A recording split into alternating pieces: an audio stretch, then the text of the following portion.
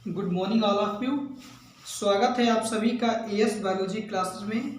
और आज हम आप लोगों के लिए लेकर आए हैं क्लास 12 बायोलॉजी का थर्ड लेसन ह्यूमन रिप्रोडक्शन। इससे पहले बच्चों आपको सेकेंड लेक्चर बहुत अच्छे तरीके से पढ़ाया जा चुका है। और आज देखते हैं थोड़ा सा लेसन नंबर 3 के बारे में, जिसका नाम है बच्चों ह्यूमन रिप्रोडक्शन। सबसे पहले बच्चों हम लोग जानेंगे थोड़ा सा रिप्रोडक्शन के बारे में। हालांकि बच्चों इसका लेक्चर ऑलरेडी मैं अपलोड कर चुका हूँ, लेक्चर नंबर 1, लेकिन बच्चों किन्हीं कारणों की वजह से उसमें वॉइस चली गई थी, तो मैंने सोचा कि इस लेक्चर को बच्चों दोबारा से अपलोड किया जाए। और इसके लिए बच्चों कई बच्चों ने हमको इन्फॉर्म भी किया था कि सर इस लेक्चर में आवाज़ नहीं आ रही है। ओके, तो आप लोग बिल्कुल परेशान मत होइएगा, इस लेक्चर को हम दोबारा से बना करके आपके लिए अपलोड करा देंगे।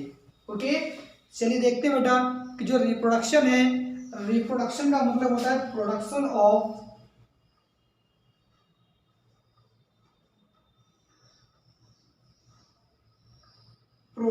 Of progeny,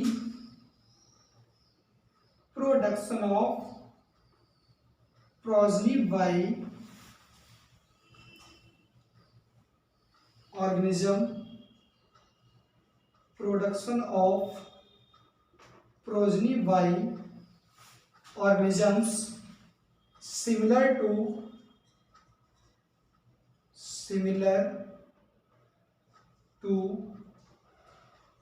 itself। ओके, ध्यान से देखिएगा, रिप्रोडक्शन का मतलब होता है कि किसी भी ऑर्गेनिज्म के द्वारा अपनी जैसी प्रोजनी को प्रोड्यूस करना। प्रोजनी को आप लोग ऑफ स्प्रिंग भी कर सकते हैं, या इसका मतलब होगा संतानी, यानी अपनी जैसी संतानोत्पत्ति करने की जो क्षमता होती है, जो प्रक्रिया होती है, उसे बच्चों क्या बोलते हैं, रिप्रोडक्शन कहते हैं। और याद रखिएगा ये जो रिप्रोडक्शन होती है, ये बच्चों एक नॉन डिफाइनिंग प्रॉपर्टी है। याद रखिए जो रिप्रोडक्शन होता है ये बच्चों एक नॉन डिफाइनिंग प्रॉपर्टी है। बच्चों नॉन डिफाइनिंग प्रॉपर्टी का मतलब होता है कि ऐसी प्रॉपर्टी जो सभी लिविंग ऑर्गेनिज्म के अंदर नहीं होती है, तो इस प्रकार की प्रॉपर्टी को क्या बोलते हैं, नॉन डिफाइनिंग। जैसे बच्चों अगर देखना चाहें तो जितने भी लिविंग ऑर्गेनिजम्स होते हैं लगभग सभी के अंदर रिप्रोडक्शन की प्रोसेस बच्चों देखने को मिलती है। लेकिन आपने ध्यान से देखा हो जो हनी भी होती है, हनी भी कॉलोनी में जो वर्कर भी होती हैं उनके अंदर रिप्रोडक्शन बच्चों नहीं होता है, वहां पर वो स्टेराइल होती है। ओके, तो इस तरीके से जो आपका रिप्रोडक्शन होता है यह बच्चों एक नॉन डिफाइनिंग प्रॉपर्टी के अंतर्गत आएगा। ओके, इसके बाद बच्चों हम लोग देखते हैं थोड़ा सा,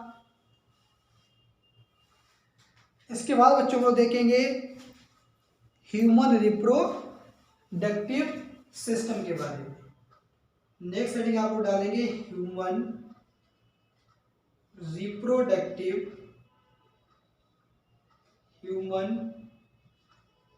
रिप्रोडक्टिव सिस्टम। ध्यान से देखिएगा, जो बच्चों ह्यूमन होता है, ह्यूमन में रिप्रोडक्टिव सिस्टम के ओरिजिन बच्चों देखिएगा तो बच्चों ये मेसोडर्मल ओरिजिन का होता है। किस ओरिजिन का होता है, तो आप लोग कहेंगे रिप्रोडक्टिव सिस्टम की जो ओरिजिन होती है ये बच्चों मेसोडर्मल होती है। ओके, एक पॉइंट आप लोग और याद रखेंगे, जो ह्यूमन बीइंग्स होते हैं इनके अंदर बच्चों सेक्सुअल डायमॉर्फिज्म पाई जाती है। जितने भी ह्यूमंस होते हैं उनके अंदर बच्चों सेक्सुअल डायमॉर्फिज्म पाई जाती है। बच्चों सेक्सुअल डायमॉर्फिज्म क्या होती है, तो आप लोग कहेंगे ऐसे इंडिविजुअल जिनको मार्फोलॉजिकल कैरेक्टर के बेस पर, याद रखिएगा ऐसे एनिमल्स जिनको मॉर्फोलॉजिकल कैरेक्टर्स के बेस पर मेल एंड फीमेल में डिस्टिंग्विश किया जा सकता है, तो ये प्रोसेस क्या कहलाती है बच्चों, सेक्सुअल डायमॉर्फिज्म कहलाती है। आप लोग देख सकते हैं ह्यूमन के अंदर जो मेल और फीमेल होते हैं, इसे आप लोग बाहर से देख करके बता सकते हो कि ये मेल होगा और ये फीमेल होगा। ओके, इसी तरीके से बच्चों ध्यान से देखिएगा, अगर थोड़ा सा ह्यूमन के बारे में बात करें तो ये जो बच्चों ह्यूमन होता है ये सबसे एडवांस एनिमल्स हैं। याद रखिए जो ह्यूमन बींग्स है ये बच्चों सबसे एडवांस एनिमल्स माने जाते हैं। ठीक है ना। ये बच्चों कैसे होते हैं तो आप लोग कहेंगे बीवी पैरस होते हैं। बीवी पैरस का मीनिंग शायद आप लोग जानते होंगे। देखिए ऑर्गेनिजम्स बच्चों आपके 3 टाइप के होते हैं। एक आपके ओवी पैरस होते हैं। ओवी पैरस का मतलब होता है जो अंडे देते हैं। जैसे आपने देखा हो जितने भी इंसेक्ट हैं आपके या जितनी भी बर्ड्स हैं आपकी या जो रेप्टाइल्स हैं ये बच्चों एग लेइंग करते हैं। ओके, तो अगर कोई एनिमल बच्चों एग लेइंग करता है तो उसे हम लोग बच्चों क्या बोलते हैं, ओवी पैरस कहते हैं। ध्यान से देखिएगा, अगर कोई एनिमल्स अंडे देता है तो उसे बच्चों को क्या कहते हैं, ओवी पैरस कहते हैं। और दूसरी तरफ अगर बच्चों कोई एनिमल्स अंडे ना दे करके बल्कि सीधे बच्चों को जन्म देता है तो ऐसे एनिमल को क्या बोलते हैं, बीवी पैरस कहते हैं। जैसे आपने देखा होगा ह्यूमन बींग्स। ओके, एक बच्चों की तीसरी कंडीशन होती है जिसे बच्चों बोलते हैं ओबो बीवी पैरस कहते हैं। ओबो बीवी पैरस कहते हैं। बच्चों ओबो बीवी पैरस का मतलब होता है कि ऐसे एनिमल्स जो एक अल्प विकसित बेबी को जन्म देते हैं। जैसे आपने देखो कंगारू, कंगारू क्या करता है बच्चों, इमैच्योर बेबी को जन्म देता है और उसको क्या करता है फिर अपने एब्डोमेन में एक पाउच पाया जाता है उसके अंदर उसको रखे रहता है। जब तक कंगारू के बेबी का डेवलपमेंट पूरा नहीं हो जाएगा तब तक बच्चों जो बेबी होता है वो उसी पाउच के अंदर बंद रहता है। तो इस प्रकार की कंडीशन को जो क्या होते हैं, ओबो बीवी पैरस। तो ध्यान से देखिएगा जो ह्यूमन होता है ये बच्चों सबसे एडवांस एनिमल है।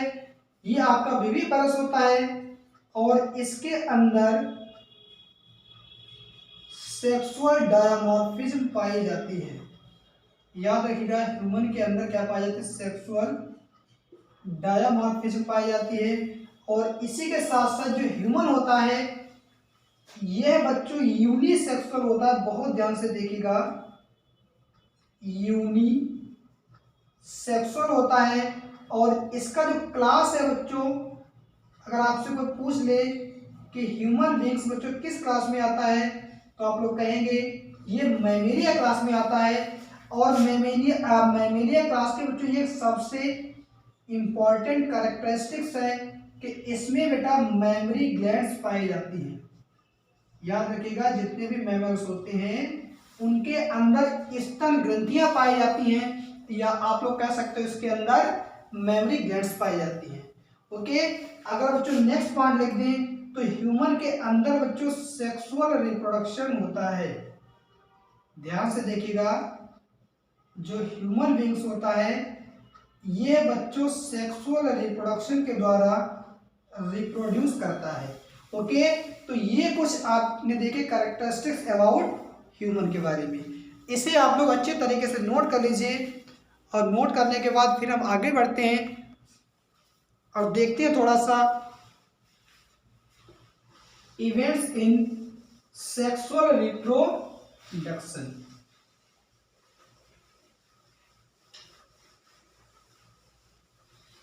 नेक्स्ट में डालेगा आप लोग इवेंट्स इन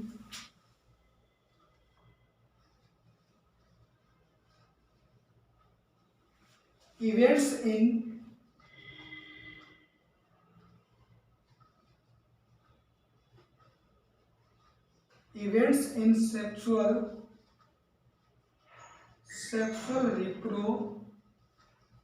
रिप्रोडक्शन। ध्यान से देखिएगा जो सेक्सुअल रिप्रोडक्शन होता है इसके दौरान कौन कौन से बच्चों इवेंट्स होते हैं। तो देखिए ध्यान से, इसमें बच्चों सबसे पहला आपको इवेंट देखने को मिलेगा जिसे बच्चों बोलते हैं gametogenesis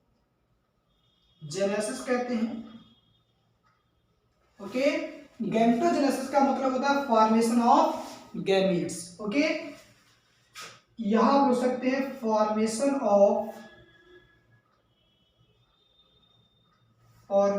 of gametes.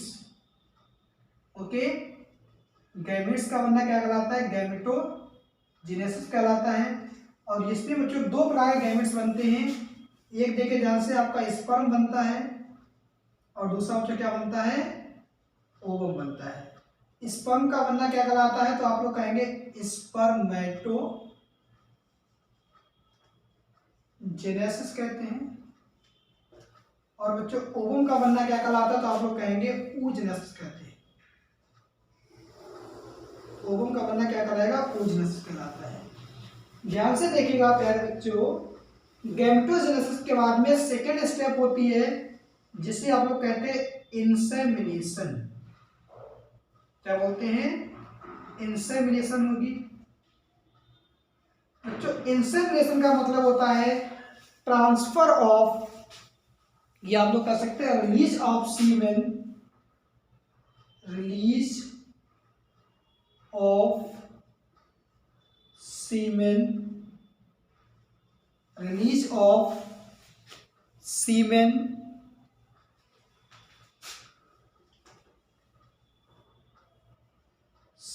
by male inside female genitalia. Okay, यानी मेल के द्वारा फीमेल के जेनेटेलिया में सीमेन का रिलीज होना क्या कहलाता है? इंसेमिनेशन कहलाता है। ओके, जैसे बच्चों इंसेमिनेशन हो जाता है तो इंसेमिनेशन हो जाने के बाद बच्चों नेक्स्ट स्टेप यहीं पर आएगी जिसे बच्चों बोलते हैं फर्टिलाइजेशन। नेक्स्ट स्टेप यहां पर देखने को मिलेगी आपको फर्टिलाइजेशन। अगर प्यारे बच्चों फर्टिलाइजेशन की बात करें तो इसका मतलब होता है फ्यूजन ऑफ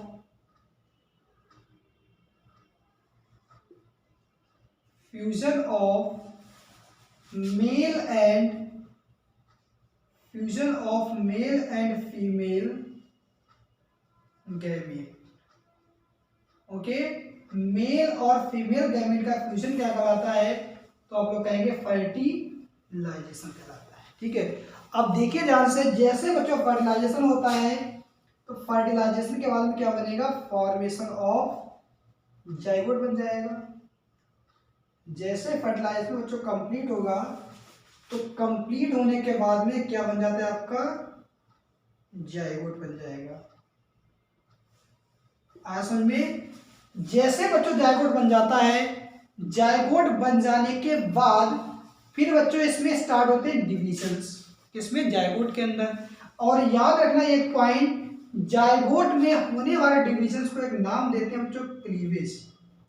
अगर कोई भी डिवीजन बच्चों जाइगोट में हो रहा है तो जाइगोट में होने वाले डिवीजन को क्या बोलते हैं? क्लीवेज कहते हैं। तो ये पॉइंट आप लोग याद रखिएगा। क्लीवेज जैसे स्टार्ट होगा तो जाइगोट आपका यूनिसेलुलर होता है। अगर लिख दें यहाँ पर, जाइगोट बच्चों आपका यूनिसेलुलर होता है। ओके, और ये बच्चों 2n होता है। 2n बोले तो डिप्लॉयड होता है। तो अगर बच्चों जाइगोट बना तो इसके अंदर आपके डिवीजन स्टार्ट हो जाते हैं। डिवीजन के बाद में 1 से 2 सेल, 2 से 4, 4 से 8, 8 से 16, 16 से 32। ठीक है ना? तो इस तरीके से बच्चों यहाँ पर कई प्रकार के सेल्स का फॉर्मेशन स्टार्ट हो जाएगा। जैसे जैसे बच्चों यहाँ पर सेल्स आपकी बनती जाएगी वैसे वैसे यहाँ पर क्या होगा आप देखेंगे। सबसे पहले क्या बनता है? यहाँ पर मोरुला बनता है। ठीक है ना? और मोरुला के बाद में क्या बनेगा बच्चों? यहाँ पर ब्लास्टुला बनेगा। ब्लास्टुला का बच्चों फॉर्मेशन हो जाता है। और याद रखिएगा बच्चों, ह्यूमन का जो ब्लास्टुला होता है इसे बच्चों एक नाम देते हैं ब्लास्टोसिस्ट। याद रखिएगा बच्चों, ह्यूमन ब्लास्टुला को ब्लास्टोसिस्ट कहा जाता है। ठीक है ना? और इसके बाद आप कहेंगे नेक्स्ट स्टेप आएगी यहाँ पर इम्प्लांटेशन। तो नेक्स्ट स्टेप आपकी आएगी, इसे बच्चों क्या बोलते हैं? इम्प्लांटेशन। बच्चों इम्प्लांटेशन क्या होता है, तो आप लोग कहेंगे अटैचमेंट ऑफ ब्लास्टोसिस्ट, क्या बोलेंगे, attachment of blastocyst with endometrium, देख सकते हैं आप लोग, attachment of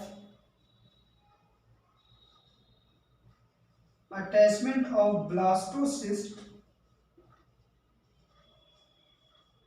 attachment of blastocyst with endometrium,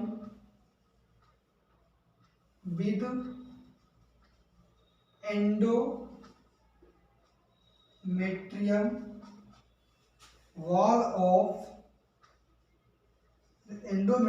of uterus, यानी यूट्रस की एंडोमेट्रियम में ब्लास्टोसिस्ट का अटैच होना क्या कहलाता है, इम्प्लांटेशन कहलाता है। जैसे ही बच्चों इम्प्लांटेशन हो जाता है वैसे बच्चों यहां से स्टार्ट हो जाता है गेस्टेशन पीरियड, बच्चों स्टार्ट हो जाता है।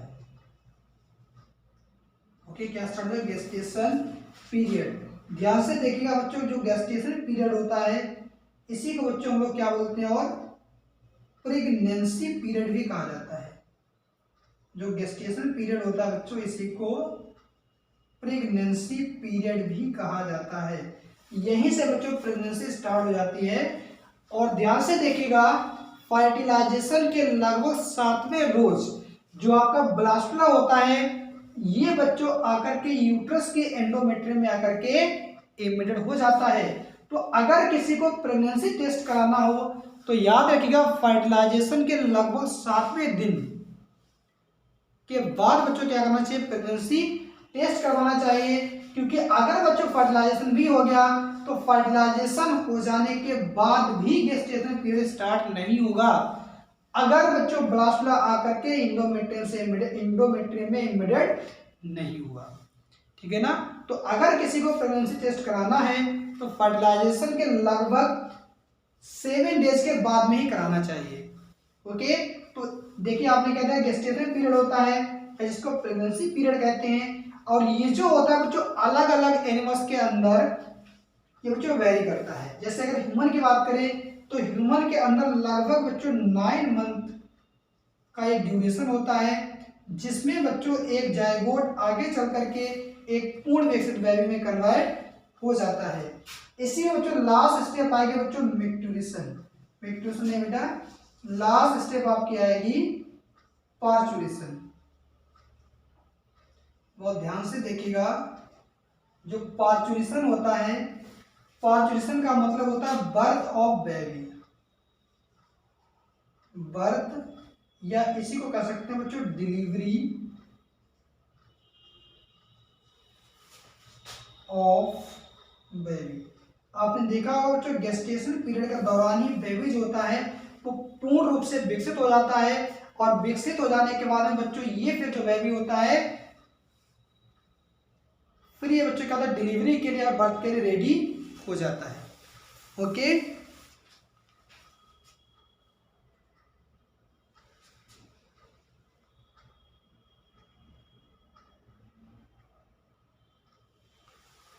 बच्चों आया समझ में। तो ये आपके कुछ इवेंट्स हैं जो कि सेक्सुअल रिप्रोडक्शन के दौरान होते हैं बेटा। ओके, एक बार फिर आप इसको देख लीजिए कि सेक्सुअल रिप्रोडक्शन में पहला इवेंट क्या आएगा आपका गैमेटोजेनेसिस। गैमेटोजेनेसिस का मतलब होता है फॉर्मेशन ऑफ गैमी, और गैमेट 2 होते हैं, मेल के अंदर स्पर्म, फीमेल के अंदर ओवम। स्पर्म का बनना क्या कहलाता है, तो आप लोग कहेंगे स्पर्मेटोजेनेसिस। ये प्रोसेस कहाँ चलेगी, तो आप कहेंगे टेस्टिस के अंदर। ओके, इसी तरीके से दूसरा होता है आपका ओवम। ओवम का बनना क्या कहलाता है, तो आप कहेंगे oogenesis, और ये प्रोसेस कहाँ चलेगी, ओवेरी के अंदर। आया समझ में। इसी तरीके से बच्चों अगर बात करें तो इसमें सेकेंड स्टेप आपकी आएगी इंसेमिनेशन। इंसेमिनेशन का मतलब होता है जो सीमेन बनेगा मेल के द्वारा, तो मेल का जो सीमेन होता है उसका फीमेल जेनेटिलिया के अंदर रिलीज होना क्या कहलाता है, इंसेमिनेशन कहलाता है। तो इंसेमिनेशन के द्वारा क्या होता है कि जो मेल के जो स्पर्म वगैरह होते हैं वो सीमेन के माध्यम से फीमेल के वजाइना के अंदर पहुंच जाएंगे। वहां पर जाने के बाद फिर बच्चों ये लोकोमोट होकर के या मूव होकर के कहाँ पहुंचेंगे, जा करके फैलोपियन ट्यूब में पहुंचते हैं जाकर के, क्योंकि बच्चों एक्चुअल फर्टिलाइजेशन बच्चों फैलोपियन ट्यूब के अंदर होता है। ये क्वेश्चन आप लोगों से एमसीक्यू में एक बार नहीं बच्चों कई बार पूछा जा चुका है कि ह्यूमन के अंदर जो फर्टिलाइजेशन होता है ये बच्चों फैलोपियन ट्यूब में होता है। और फैलोपियन ट्यूब के किस पार्ट पर होता है, तो आप लोग कहेंगे एम्पुला और इस्थमस रीजन पर होता है, ठीक है ना। फैलोपियन ट्यूब में 3 पार्ट्स होते हैं, एम्पुला, इस्थमस और इनफंडिबुलम, ठीक है ना। तो फैलोपियन ट्यूब का जो एम्पुला और इस्थमस वाला पार्ट होता है उसी रीजन में क्या होता है, फर्टिलाइजेशन होता है। और फर्टिलाइजेशन के बाद में बच्चों किसका फॉर्मेशन होता है, तो आप लोग कहेंगे जायगोट, ठीक है ना। और ये जो जायगोट बनता है बच्चों 2n होता है, ओके। और ये आपका यूनिसेलुलर होता है। और यही बच्चों वो सेल होती है जहां से हम लोगों के जीवन की शुरुआत होती है। आया समझ में। अगर आपसे कोई पूछ ले कि हम लोगों की जो शुरुआत है वो कभी ना कभी बच्चों एक सेल से होती है, वो एक सेल क्या है, तो आप लोग कहेंगे zygote. Zygote is the first cell of human body, understand. चलिए आगे देखते हैं थोड़ा सा इम्प्लांटेशन के बारे में। अब बच्चों जो जायगोट बन जाता है, अब इसी जायगोट के अंदर बच्चों को डिवीजन होना स्टार्ट होते हैं। और आपको अभी मैंने बताया था कि जायगोट में होने वाला डिवीजन क्या कहलाता है, तो आप लोग क्या बोलेंगे, जायगोट में होने वाले डिवीजन को क्या नाम देते हैं, इम्प्लांटेशन। जायगोट में होने वाला डिवीजन क्या कहलाएगा, इम्प्लांटेशन कहलाता है। बहुत ध्यान से देखिएगा, जायगोट में होने वाले डिवीजन को इम्प्लांटेशन कहते हैं। और सॉरी इम्प्लांटेशन नहीं, जायगोट में होने वाला डिवीजन क्लीवेज कहलाता है, ओके। क्लीवेज के बाद में जायगोट लगातार डिवाइड करता है, डिवाइड करके क्या बना देता है, ब्लास्टुला बना देता है। और ह्यूमन का जो ब्लास्टुला होता है बच्चों इसको ब्लास्टोसिस्ट कहते हैं, ठीक है ना। ब्लास्टुला बनने के बाद यानी जायगोट बनने के बाद लगभग 7वें दिन ये जो ब्लास्टुला होता है ये आकर के यूट्रस के जो एंडोमेट्रियम होती है उसमें जाकर के बच्चों इम्बेडेड हो जाता है। और जैसे बच्चों ये इम्बेडेड हो जाता है तो वैसे ही बच्चों प्रेगनेंसी स्टेज स्टार्ट हो जाती है।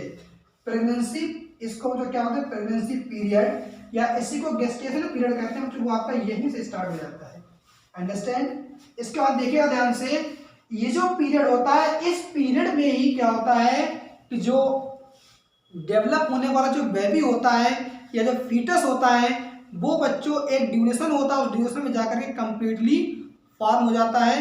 और फॉर्म हो जाने के बाद फिर ये बच्चों डिलीवरी के लिए या फिर ये बर्थ के लिए बच्चों रेडी हो जाता है, ठीक है ना। तो डिलीवरी या फिर जो बर्थ होती है बेबी की, इसके लिए बच्चों टर्म दिया जाता है, इसको बोलते हैं पार्चुएशन, ओके। उम्मीद करते हैं ये चीज़ आपको समझ में आ गई होगी, इसे आप लोग नोट कर लीजिए, फिर आगे बढ़ते हैं।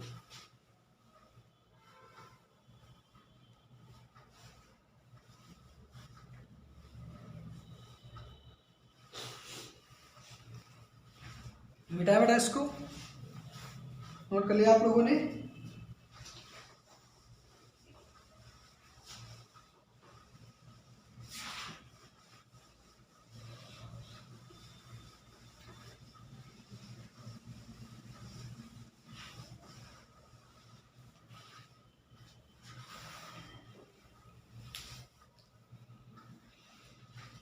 इसके बाद बच्चों लोग बात करेंगे ह्यूमन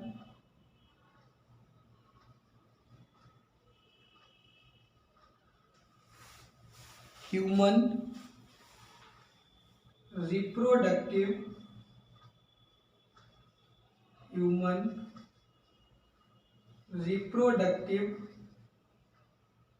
ऑर्गन के बारे में।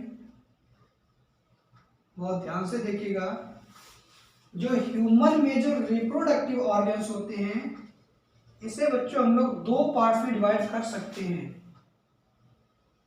देखा होगा आप लोगों ने, इसमें बच्चों आपका एक आता है मेल, एक आपका इसमें आएगा मेल रिप्रोडक्टिव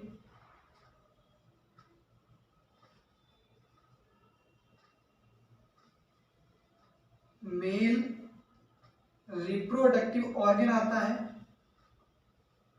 ओके। और इसी में बच्चों आपका एक दूसरा आता है जिसे बच्चों को नाम देते हैं फीमेल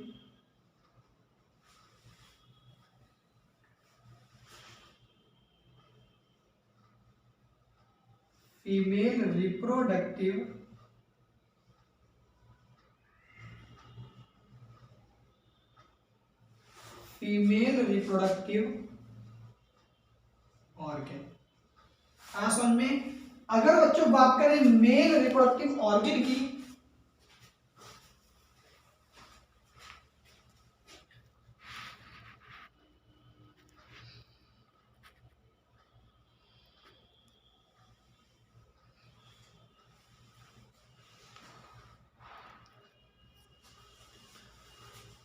अगर बच्चों मेल रिप्रोडक्टिव ऑर्गन की बात करें तो इसे बच्चों हम लोग कई पार्ट में डिवाइड कर सकते हैं। इसमें से बच्चों पहला पार्ट आपका आएगा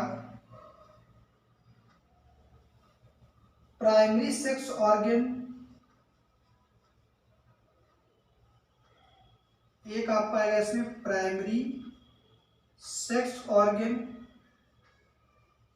ओके। और इससे बच्चों आपका दूसरा पार्ट आएगा जैसे हम लोग जो नाम देंगे सेकेंडरी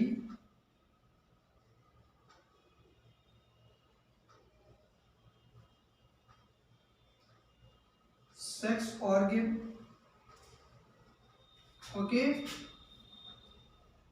और इसी में बच्चों एक तीसरा पार्ट आएगा जिसे बच्चों हम लोग नाम देंगे एक्सेसरी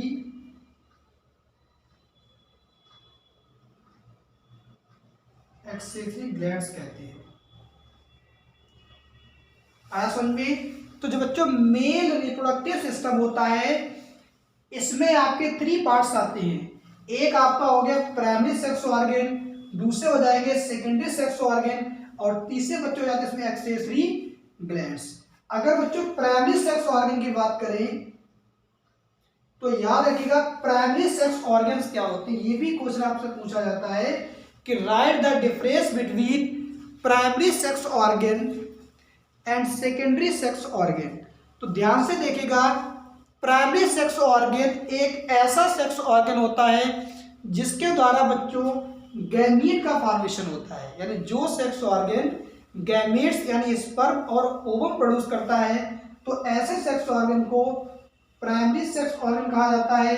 तो अगर बच्चों बात करें मेल के अंदर, तो मेल का जो प्राइमरी सेक्स ऑर्गन होता है इसे बच्चों टेस्टिस कहते हैं। याद रखिए, मेल का जो प्राइमरी सेक्स ऑर्गन होता है इसे बच्चों हम लोग क्या बोलेंगे, टेस्टिस कहते हैं। और इसके अलावा बच्चों जो सेकेंडरी सेक्स ऑर्गन होते हैं ये बच्चों कुछ ऐसे ऑर्गन्स होते हैं जिनके द्वारा बच्चों गैमेट्स तो नहीं बनते हैं, लेकिन गैमेट्स को टेम्पोरेरी बेटा स्टोर करने का या उनको आगे पास करने का जो काम होता है वो सेकेंडरी सेक्स ऑर्गन का होता है, ओके। तो अगर बच्चों ह्यूमन की बात करें, ह्यूमन के अंदर कौन कौन से आपके सेकेंडरी सेक्स ऑर्गन आएंगे, तो इसमें बच्चों आपका एक आएगा, ध्यान से देखिएगा, रेटी टेस्टिस, रेटी टेस्टिस आता है। और इसी में आपका जो दूसरा आएगा वासा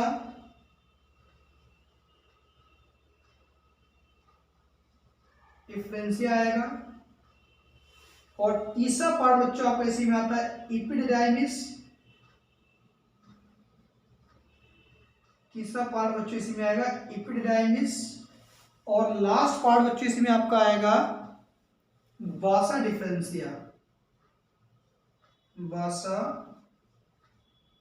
डिफरेंशिया बच्चों आता है। और इसी में बच्चों बिल्कुल ही लास्ट पार्ट आएगा जिसे बच्चों लोग बोलते हैं इजैकुलेटरी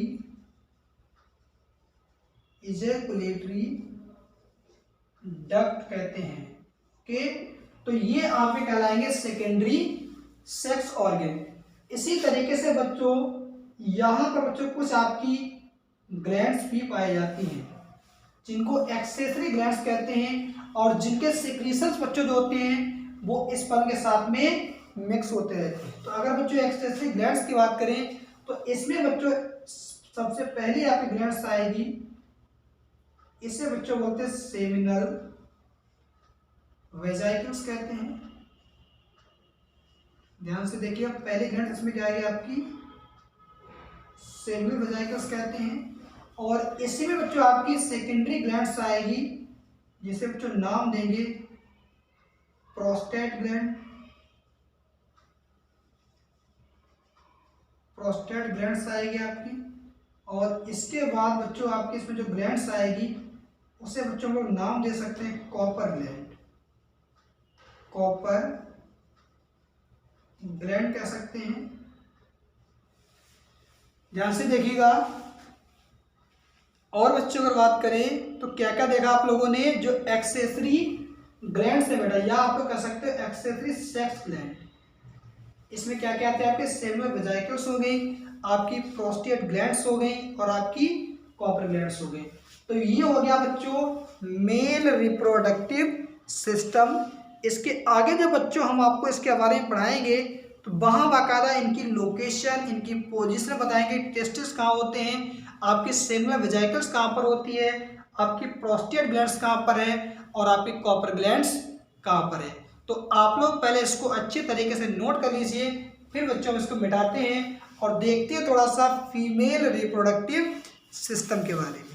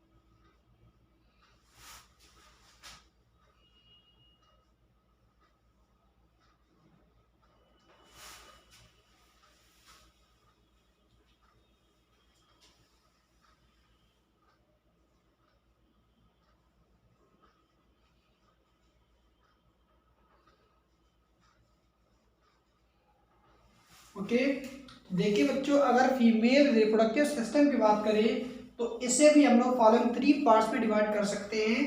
इनमें से आपका 1 आएगा प्राइमरी सेक्स ऑर्गन। और प्राइमरी सेक्स ऑर्गन के बारे में ऑलरेडी बच्चों लोग डिस्कस कर चुके हैं कि ऐसा सेक्स ऑर्गन जो कि बच्चों गैमेट्स बनाता है, ठीक है ना, उसे हम बोलते हैं प्राइमरी सेक्स ऑर्गन।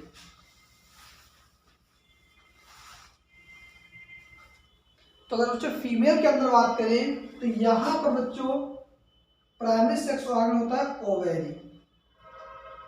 ओके, अगर बच्चों बात करें सेकेंडरी सेक्स ऑर्गन की तो ये बच्चों ऐसे सेक्स ऑर्गन होते हैं जिसके अंदर गैमीट्स का फॉर्मेशन नहीं होता है। तो इस प्रकार के सेक्स ऑर्गन को बोलेंगे सेकेंडरी सेक्स ऑर्गन। और इसमें बच्चों पहला आएगा आपका यूट्रस। ओके, दूसरा पार्ट बच्चों आपका इसी में आएगा फैलोपियन। पहला आपका यूट्रस हो गया, दूसरा आपका इसी में आएगा फैलोपियन ट्यूब्स, फैलोपियन ट्यूब्स आएगी। इसके बाद बच्चों आएगा आपका सर्वाइक्स आएगा, ओके। और लास्ट पार्ट बच्चों इसमें आता है ब्रेस्ट, स्तन वगैरह होते हैं वो सब आपके इसी में आ जाएंगे सेकेंडरी सेक्स ऑर्गन में। और बच्चों अगर फीमेल जेनिटलिया की बात करें तो इसमें आप लोगों को एक स्ट्रक्चर देखने को मिलता है जिसे बच्चों वल्वा कहते हैं। वल्वा आएगा आपका, और एक दूसरा पार्ट इसमें आपका मॉन्स प्यूबिस।